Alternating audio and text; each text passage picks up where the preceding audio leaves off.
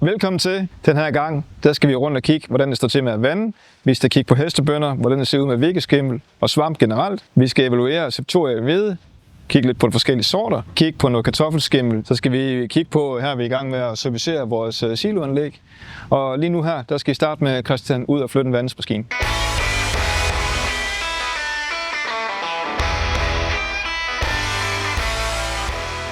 Værsgo. Halløj.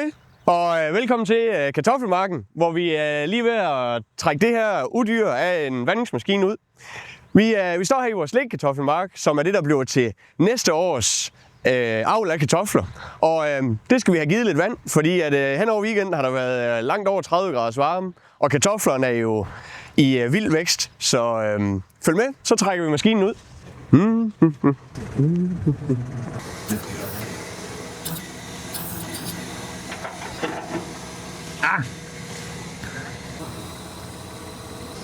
Noget B, det her det er fast på. Jeg er nødt til lige at lave et snydetrik, så jeg gør lige noget.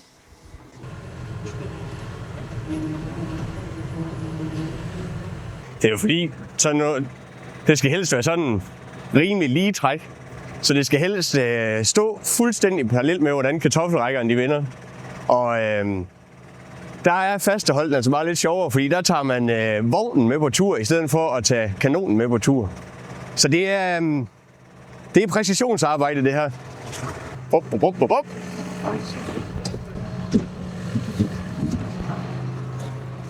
Der tror jeg altså ikke, det bliver bedre. Skal vi bare lige have den sat i rulle-ud-gear. Ja. Så er vi klar til at trække den ud.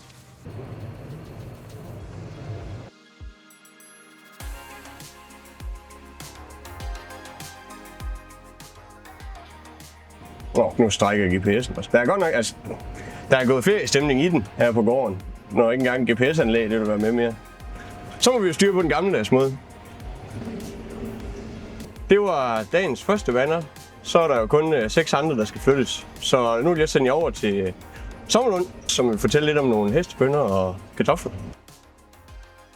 Nu er vi kommet herud, hvor vi var sidst. Vi stod godt nok nede i den anden ende af marken, men det var lidt nemmere at køre hertil.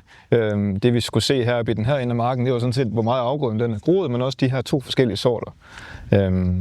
Vi har skiftet en bonitet i den her mark. Vi er lige gået igennem en forår, hvor det er lidt lettere bonitet, og hvor jorden er sådan sildagtig og beton. Og der har vi kigget på nogle bønner, der sådan har svært ved at gro, og de er lidt klappet sammen, og skal man sige, bladene på bønnerne, de krøller. Ikke lige så meget, som vi står i her. Men det er for at vise mangens variation. Det er jo en fed afgrøde for en hestebønne. Ja, det er. Hvad plejer I at høste sådan i snit? Jamen, snittet det er jo en dum størrelse, fordi de bliver påvirket af de der sæsoner. Ja. Nogle år, så er der jo meget tørt. Altså, vi kan jo alle sammen huske 18, hvor vi åbnede klappen på returen, fordi at der var jo kun Camilla og høst og Meller, det var det eneste, der kom i tanken næsten. Så var der selvfølgelig 2 tons bønner, men det kunne man ikke blive fed af. Og så blev vi lidt vaccineret mod bønner i nogle år, der turde vi ikke rigtig have ret mange. Altså vi så efterhånden, nu vi går over til kun at have dem på sådan en rimelig stærk jord, ligesom vi står på her. Ja. Og så skal vi jo gerne have et snit, der ligger over 5 tons. Ja. Det vil vi altså gerne avle, før det sådan rigtig er godt. Men man kan sige, at de år, du høster mindst i hestebønner, vil du også høste lavt i Vorbøk. Det vil du. Altså, det holder op imod den forårssåede afgrøde. Ja. Men man skal vende sig psykologisk til det her med, at den er jo på de tungere jord, hvor man typisk vil have noget andet osv. Noget, som er en efterårssået afgrøde. Ja. Og der kan den nogle gange ikke helt konkurrere, hvis det bliver meget tørt om sommeren. Nej. Men vi vægter altså også at have sædskifte i orden, og vi er nødt til at have de her vækstafgrøder ind. Ja, så der er hestebønner bare god. Og der kan man også sige, forskellen ved hestebønner er, der kan vi bruge noget Focus Ultra mod rejgræs, som er jo et stort problem på rigtig, rigtig mange ejendomme. Ja. Og så får vi mindre græs, når vi så det i foråret, hvis det var en efterårssået hestebønne eller en hvede for eksempel. Jeg har lige plukket nogle blade her fra marken. Det første her, det viser vikkeskimmel i det tidlige stadie. Og vi har ikke noget, der virker kurativt på vikkeskimmel. Her har vi det, når vi kommer lidt længere hen, så bliver det mørkt. Og har vi nu været her om 3 uger, så bliver det helt sort. Og så kan sådan et blad, der bliver helt sort, og det kan jo ikke lave fotosyntese. Og så får vi en elendig frøvægt og et elendigt udbytte. Bukker vi os helt ned i bunden af afgrøden, så finder vi chokoladeplet. Og den sidste ting, vi arbejder med i hestebønner, det er rust. Det kommer som regel til allersidst. Og fællesnævner for de 3 sygdomme, det er, at alle sammen, der har vi effekt, hvis vi bruger Picta Activ, 0,5 liter per hektar per gang. Og så man kører 2 gange her, så man kan sige, det antal hektar, I har med hestebønner, 1 liter per hektar er delt ud på 2 gange, og så 3 uger imellem. Og der er kørt for 14 dage siden her. Ja, og vi skal køre den her uge. Ja, lige præcis. Så det kommer til at passe, ja. Eller afhængig af nedbør og sådan noget, men det er fint at komme ud inden nedbør, de her sprøjtninger her. Lige præcis. Ja. Især vækkeskimmen kan gå helt bananas. Det kan den. Vi får sådan nogle fugtige dage, og plus 20 grader, det står og smitter, så kan det blive virkelig vildt. Ja. Så det er med at få beskyttet inden da. Ja. Der er, sådan en her, en kamille, der står i sådan en hestebønnemark. Den ser jo rimelig uskyldig ud. Den står også og gemmer sig i noget tid i hestebønnerne, fordi de er jo grønne indtil starten af august. Men så sker der et eller andet, mens man er ude og køre majtasker, så lige pludselig kommer man forbi marken, så begynder den at blive brun. Og så går der ikke ret mange dage, så er den helt sort. Og så kommer dem her, de får masser af lys ned igennem afgrøden. Ja. Og så står de her kamiller og bursnær og pilorter, alt muligt andet, der kan være nede i sådan en mark her, de kommer bare ovenud. Og til høst, der kan den altså se lidt spændende ud, og nogle gange kan man blive nødt til at skårlægge afgrøden for at få den høstet. Nu skal du se her, Christian. Det var ikke så dårligt. Sidste gang vi var i hestebønne, der brugte du lapperen. Ja. Men det var også lige ved at gøre den her gang, men det var godt, du havde en skovl med. Så kunne vi gøre noget. Ja, men det er sgu da lækkert. Ja, så kan vi komme ud og grave. Det kan vi nu. Ja. Uden vi får beskidt fingre. Det er jo ikke så dårligt. Nej. Der er langt ned. 1,65 m.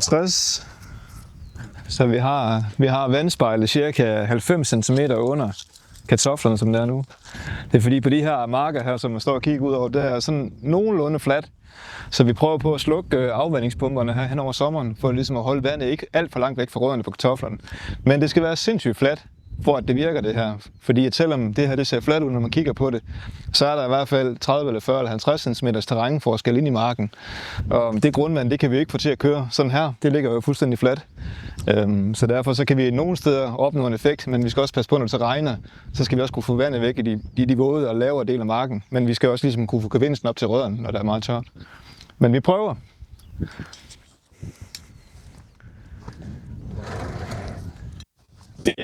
Vi var jo en kartoffelmark, og du skal passe på, at du ikke falder over kartoffelkammene. Og vi skal snakke lidt om skimmel, men det her det er en af de sidste marker, vi har lagt. Og vi har 2 forskellige sorter herhenne, og der kan vi lige prøve at se, om vi kan se forskel. Den her, jeg står i her, det er All Star, og den anden her er Seresta. Og begge sorter er sådan middeltidlige sorter. Seresta er meget tidlige, og All Star er sådan almindelig optagningsmæssigt. Det vi er opmærksom på i All Star, især her først på sæsonen, det er skimmel, fordi den er sådan rimelig modtagelig.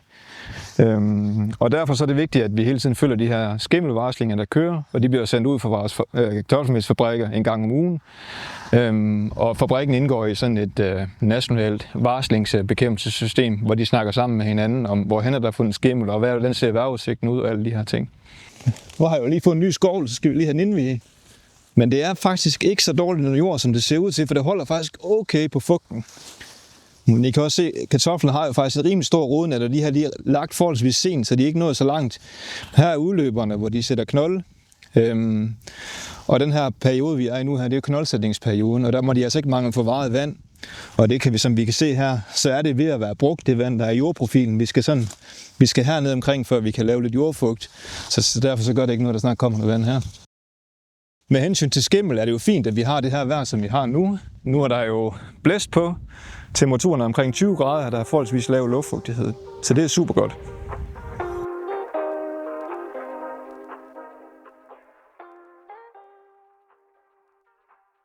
Vi har lige stoppet bilen her på asfalten, og der er kartofler på begge sider af vejen. Og det, der er specielt her, det er, at vi har lige fundet hanespor. De står i de hjørner her i kartoffelmarken. Normalvis ser vi kun hanespor i majs. Og i majs kan man bekæmpe hanespor med Focus Ultra, hvis man sår de majs, der hedder duemajs, og kun der. Men i kartofler kan vi godt bruge Focus Ultra og bekæmpe dem. Og det er et af de, jeg ved også, I har fokus på det, for I har både majs og kartofler, for ikke at få den her spredning. Så den her, den er lige, som vi nok blev enige om, den er en uge eller den, der står lige her i hjørnet. Ja, det er den nemlig. Og jeg tror egentlig, den første problematik, vi har haft med hanespor på nært hold, har jo egentlig været, at vi har fået dem ind i vores juletræskultur. Ja. Og der er det jo typisk, der har du en ukrudtsbekæmpelse, der ligger tidligt forår, og så afslutter man egentlig hen mod sommer. Men så kommer dem her, de kommer piblende op her i slutningen af juni måned, og så lige pludselig, så er der bare en skov af hanespor. Og hvor kommer de fra? Jeg tror egentlig, mange af dem her, de er kommet fra måske vores planteskoler, eller fra udlandet, eller noget, kommet med planterne herop simpelthen. Ja. Og så lige pludselig, så står de bare rundt omkring i kulturen. Og de spreder sig over store afstande, de her bitte små frø.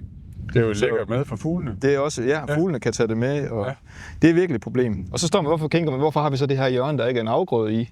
det er også lidt dumt. Hvis det bare har været en afgrøde, så har den jo været til at konkurrere mod de her handelsspor. Men det er simpelthen fordi, vi kan godt lægge kartoflerne, men vi kan ikke få taget dem op igen, fordi det her grej, vi har, det fylder simpelthen så meget optag af organet på traktoren og optagen. Det sidder så langt tilbage, så når traktoren holder heroppe med forhjulene, så er optagerne sådan set derhen, og så skal vi have vendt og tilbage, og så vil vi køre det hele i stykker alligevel. Ja, så skal I bruge asfaltvejen. Så skal vi bruge asfaltvejen, og det kan du måske gøre her, hvor vi står nu, men så er der et hjørne som derhen, så er der jo træer, og så er der nabogrunden, så kan vi ikke køre op i hans have for at tage kartofler op, så er vi nødt til at holde os inde på vores egen grund. Så derfor har vi de her udyrkede hjørner. Og det er sådan lidt en opformering for de her ting, også Quick blandt andet. Så det er virkelig noget, vi har lidt fokus på. Vi er ude og kigge på et sortsforsøg. Ja, det er jo ikke et forsøg, det er bare fordi, vi havde en slat tilbage i såmaskinen, inden vi fyldte noget andet heri. Og vi havde noget Dorson, som vi havde brugt på nogle marker, der ligger lidt vest herfor. Og sidste år der havde vi den i opformering, og vi så egentlig, at i de her marker her, der var gæstene, de ville ikke rigtig blive på afgrøden i samme grad som nogle af de andre sorter. Så derfor så har vi spredt den ud sådan på nogle forskellige marker for ligesom at se, om det stadigvæk holder stik. Og jeg tror altså stadigvæk, der er et eller andet i det. Ellers er højdeforskellen på afgrøden ret markant og nem at se. Vi står her, Thomas og jeg er inde i en Champion, og så Dorson, den er markant lavere. Den ser også lidt grønnere ud, men til gengæld så har den nogle bladspidser, som er sådan ligesom sveden og brækket af, og du mener måske, det kan være en eller anden larve. Og så er den også, der er måske lige en tendens til lidt mere septorie i afgrøden derovre. Ja, det kan I se her. Altså den store udfordring her til kommende år, det er jo, at Bayer forsvinder. Og Bayer er det mest effektive middel, vi har mod septorie. Så det bliver virkelig en udfordring med at holde septorie i stangen. Og det bliver nogle blandinger med Picta-aktiv. Det kan være Oreos. Det alt muligt kommer i spil næste år for at få styr på det her septorie. Og så har vi også en anden udfordring i veden. Og det er, at DFF den forsvinder. DFF har jo været den hyppigste blandingspartner til Boxer. Og men der er vi så heldige, at vi har den, der hedder Pico, som er et søsterprodukt til DFF. De ligner næsten hinanden en til en effektmæssigt. Forskellen er, at afgrøden skal sås mindst i 80 cm dybde, når vi bruger Pico. Fordi det er en blandingspartner, der booster Boxeren mere, end DFF'en den gør. Så en blanding til næste år, det kunne være noget, der hedder 1,5 Boxer som udgangspunkt, og så 40-50 gram Pico. Den vil også kunne bruges i vinterbygger i ro, men så skal den køres alene. Altså uden iblanding. Ja, uden iblanding Boxer. Ja, lige præcis. Så der kommer til at ske nogle ting i afgrøden her fremadrettet, og vi kommer også til at prøve Pico her, så I kan følge med næste år. Ja, fordi i år er det jo stadigvæk lovligt at bruge DFF, som det er, og der er nok mange, der stadigvæk har DFF på lager, så derfor så er det altså spændende at komme i gang med det her Pico for at se, hvordan det virker. Ja. Det var det, I skulle høre på for mig for den her omgang. Nu skal jeg tilbage og sidde og kigge lidt på computeren, selvom der er alt for godt vejr til det, fordi vi skal lige have planlagt det sidste omkring høsten, fordi når vi kommer tilbage fra ferie, så starter høsten, og så skal der sås raps. Der er også en masse omkring, hvordan får vi logistikken til at gå op, hvem skal køre med de forskellige ting, og skal vi have noget ekstra hjælp, og skal vi bruge mere maskiner end det, vi har i forvejen. Så der er egentlig masser, der skal kigges ind i det her planlægningsøje med her lige før sommerferien. Goddag Christian. Er du på vej ind i bilen? Jamen, jeg er lige over ved Helge. Jamen, så kommer vi over til Helge lige om lidt. Jamen, jeg er på mine, så vi ser. Det er godt. Kom lige at se ud, som om du laver noget, når vi kommer. Hvad er det, vi ser her, Christian? Jamen, det er jo LU-bladet, og jeg er jo en stolt LU'er, og det er jo ikke nemt at gå og gemme sig længere, når man er med i sådan nogle store programmer her, så det er fedt. Det er okay at have bøllehatten på.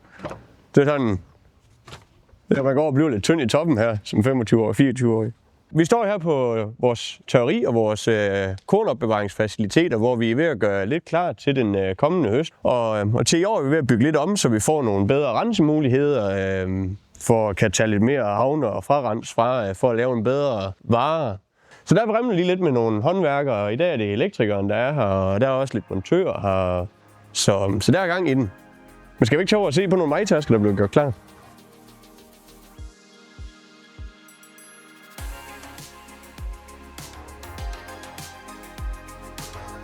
Jamen, det er jo landmandens eksamen, vi går i møde, og det er jo kulminationen på et helt års arbejde, hvor at vi har taget en masse beslutninger, og vi har lavet en masse overvejelser, som jo så giver en eller anden form for output. Og så kan man sige, lige året i år ser ud til at blive et okay år med henhold til blik på udbytte. Jeg har det sådan, at skulle der nu ende med at blive så tørt, at der ikke kommer noget kerne, så bliver der i hvert fald noget halm, fordi der er godt nok mange strå derude. Så det går ikke helt galt i år heller.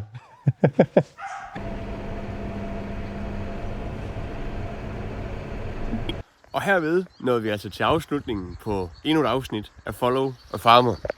Jeg er stået lidt tidligt op her til morgen. Klokken den er 7:05, og jeg er i fuld gang med den her uges skimmelsprøjtning i kartoflerne.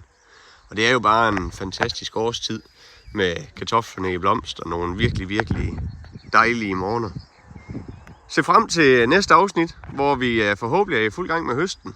Og ellers må I bare have en helt fantastisk sommer.